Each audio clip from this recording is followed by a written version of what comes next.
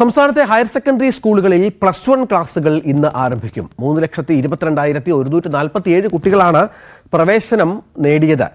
മുഖ്യ അലോട്ട്മെന്റ് വെള്ളിയാഴ്ച പൂർത്തിയായി. മെറിറ്റിൽ ഇനി അവശേഷിക്കുന്നത് 41,222 സീറ്റുകളാണ്. ഇവ ഉൾപ്പെടുത്തി സപ്ലിമെന്ററി അലോട്ട്മെന്റ് നടത്തും. +1 സീറ്റ് പ്രശ്നത്തിൽ മലപ്പുറത്ത് ഇന്ന് SFIയുടെ പ്രതിഷേധം. രാവിലെ 10:30-ക്കാണ് കളക്ടറേറ്റിലേക്ക് പ്രതിഷേധ മാർച്ച്. മലപ്പുറത്ത് +1-ന് സീറ്റ് ക്ഷാമം ഇല്ലെന്ന് വിദ്യാഭ്യാസ വകുപ്പ് മന്ത്രി ആവർത്തിക്കുന്ന സാഹചര്യത്തിൽ കൂടിയാണ് ഈ മാർച്ച് എന്നത് ശ്രദ്ധേയമാണ്. ഈ ആവശ്യത്തിൽ MSFന്റെ പ്രതിഷേധം ഇന്നും തുടരുന്നുണ്ട്. അതേസമയം വിദ്യാർത്ഥി സംഘടനകളുമായി മന്ത്രി നടത്തുന്ന ചർച്ച നാളെയാണ്. അനുമോദ് ചേരുന്നുണ്ട്. അനുമോദ്, സവിശേഷമായൊരു സാഹചര്യമാണ്. സാധാരണ ഒരുപക്ഷെ ഈ സർക്കാരിൻ്റെ കാലത്ത് ആദ്യമായിരിക്കും സർക്കാരിൻ്റെ ഒരു നിലപാടിനെതിരെ ഭരണപക്ഷത്തെ വിദ്യാർത്ഥി സംഘടന രംഗത്ത് വരുന്നത് എന്നുള്ളത്. കാരണം അവർക്ക് മറ്റു മാർഗമില്ല എന്നത് കൃത്യമാണല്ലോ. MSFും മുസ്ലിം ലീഗും ഒക്കെ വലിയ പ്രതിഷേധം ഉയർത്തുന്നുണ്ട്. അതൊരു വികാരമായി മലപ്പുറത്തുടനീളം ആഞ്ഞടിക്കുന്നുണ്ട്. അവിടെ SFIക്ക് നിശബ്ദരായിരിക്കാൻ സാധിക്കില്ല. മന്ത്രിക്ക് ഒടുവിൽ ഗതികെട്ട് ചർച്ച വിളിക്കേണ്ട പശ്ചാത്തലമൊക്കെ നമ്മൾ ഇന്നലെ റിപ്പോർട്ട് ചെയ്തിരുന്നു. ഇപ്പോൾ SFIയുടെ നീക്കം എങ്ങനെയാണ്? ചർച്ച വിളിച്ചിട്ടും സമരവുമായി മുന്നോട്ട് പോവുക, അത് തന്നെയാണോ നിലപാട്?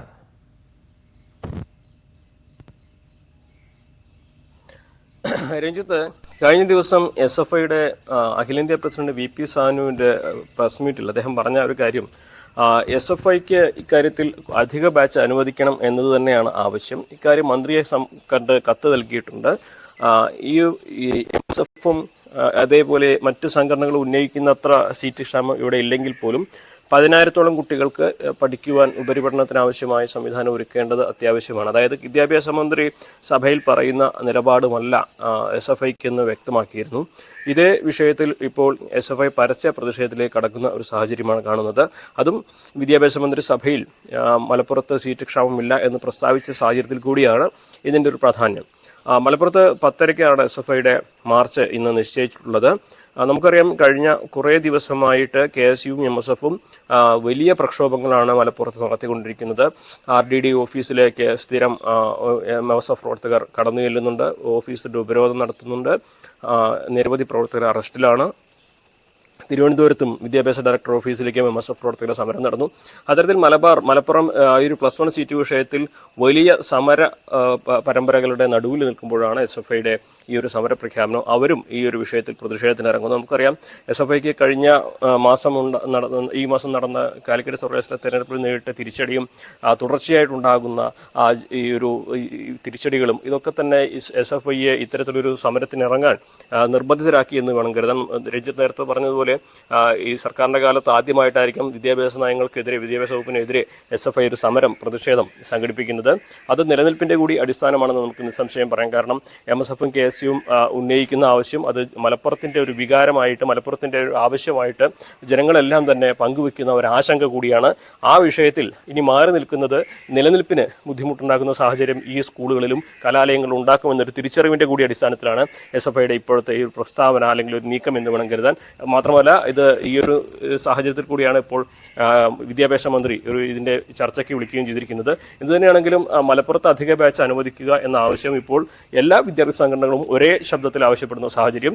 ഇനി നാളെ നടക്കുന്ന തിരുവനന്തപുരത്ത് നടക്കുന്ന യൂത്ത് ലീഗ് മാർച്ചിന് ശേഷം മുസ്ലിം ലീഗ് ഇത് ഏറ്റെടുക്കുമെന്ന് പറയുന്ന സാഹചര്യം. ഇതൊക്കെ തന്നെ വിദ്യാഭ്യാസ വകുപ്പിന് അധിക ബാച്ച് എന്ന ആവശ്യത്തിലേക്ക്, അത് അനുവദിക്കുന്നതിലേക്ക് സമ്മർദ്ദം ചെലുത്തുന്ന സാഹചര്യമാണുള്ളത്. കാരണം അതൊരു വസ്തുതാപരമായ കാര്യവുമാണ്.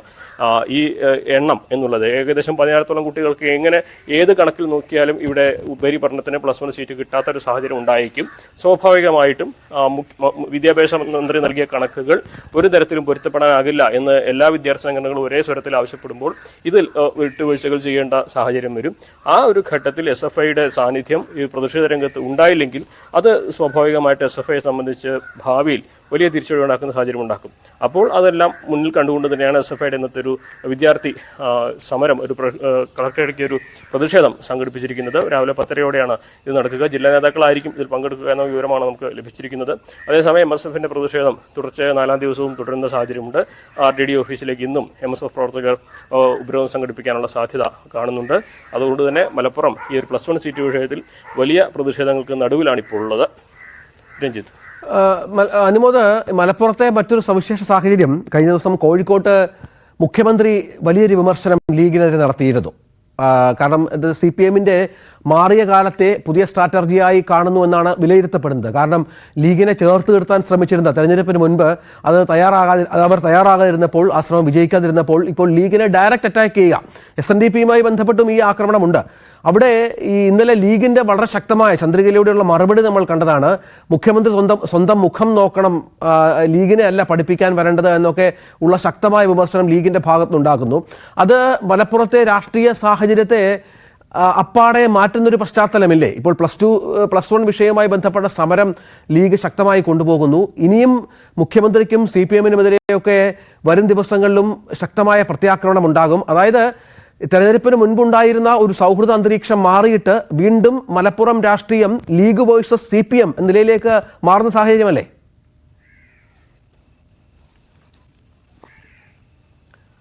രഞ്ജിത്ത്, തീർച്ചയായിട്ടും നമുക്കറിയാം തെരഞ്ഞെടുപ്പിന്റെ ഒരു സമയത്ത് ഉണ്ടായിരുന്ന സാഹചര്യം ലീഗിനെ ഒരു പരിധിയിൽ കൂടുതൽ ആക്രമിക്കുവാൻ ഇടതുപക്ഷം തയ്യാറായിരുന്നില്ല. പ്രത്യേകിച്ച് മുസ്ലിം ലീഗിനെ പലപ്പോഴും EP ജയരാജനടക്കം പ്രശംസിക്കുന്ന സാഹചര്യം ഉണ്ടായിരുന്നു.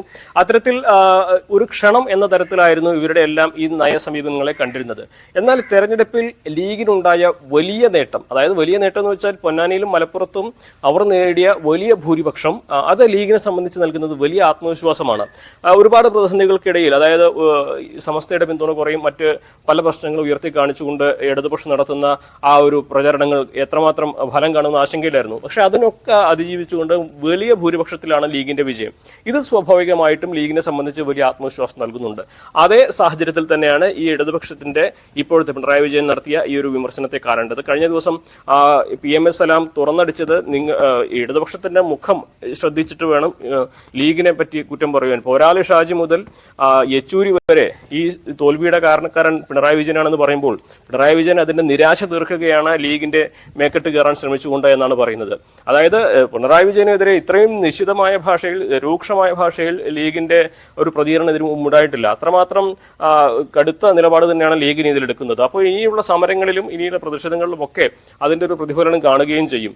UDF ശക്തമാകുമ്പോൾ, UDF-ന്റെ ഏറ്റവും ഒരു ശക്തി കേന്ദ്രമായിട്ട് ലീഗ് നിലനിൽക്കുമ്പോൾ ഇടതുപക്ഷത്തെ കടന്നാക്രമിച്ചു കൂടുന്ന നിലപാട് തന്നെയായിരിക്കും മുസ്ലിം ലീഗ് ഇനി ഓരോ സമരമുഖങ്ങളിൽ നിന്ന് സ്വീകരിക്കുക. കഴിഞ്ഞ ദിവസം PMS സലാം തന്നെ വ്യക്തമാക്കിയത് 25-ന് ശേഷം മുസ്ലിം ലീഗ് ഈ പ്രശ്നം പരിഹരിച്ചില്ലെങ്കിൽ മുസ്ലിം ലീഗ് ഇത് ഏറ്റെടുക്കാൻ പോവുകയാണ്.